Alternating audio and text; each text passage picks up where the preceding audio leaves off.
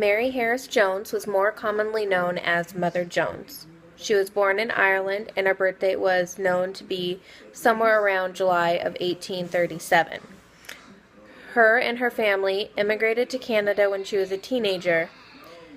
She got her education at a Catholic school in Toronto and later moved to Michigan, where she became a school teacher.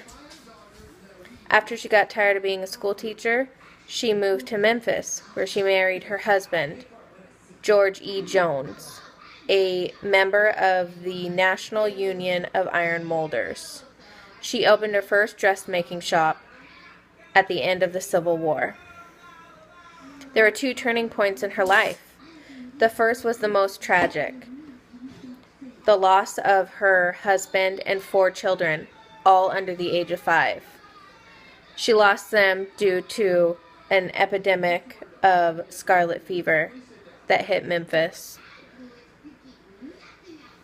After her family died from disease, she returned to Michigan and opened her second dress shop.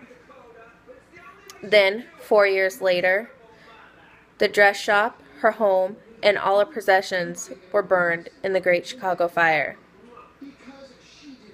The loss of her home and business began the biggest transformation of her life.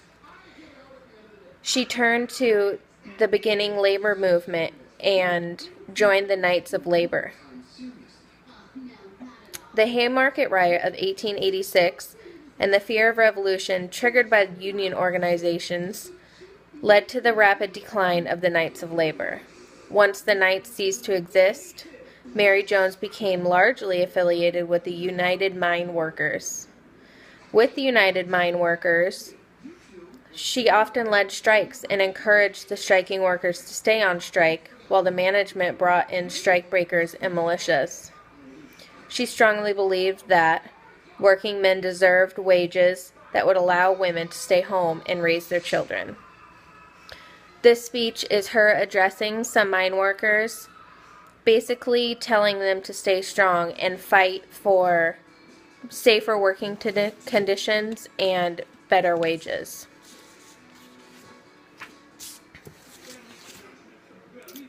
What would the coal mines be if you did not work to take it out? The time is right for you to stand like men. I know something about strikes. I did not go into them yesterday. I was carried for 84 miles and landed in jail by a United States Marshal in the night because I was talking at a miners' meeting. The next morning, I was brought to court, and the judge said to me, "Did you read my injunction? Did you understand the injunction told you not to look at the miners? As long as the judge, who is higher than you, leaves me with sight, I will look at anything I please," said I. The old judge died soon after, and the injunction died with him. At another time, when the courtroom bailiff said to me, "When you are addressing the court, you must say your honor." "I don't know if he has any or not," said I. Someone said to me, "You don't believe in charity work, Mother." "No, I don't believe in charity. It is a vice. We need the upbuilding of justice to mankind. We don't need charity. All we need is the opportunity to live like men and women of the country. I want you to pledge to yourself in the convention to stand as one solid army against the foes of human labor.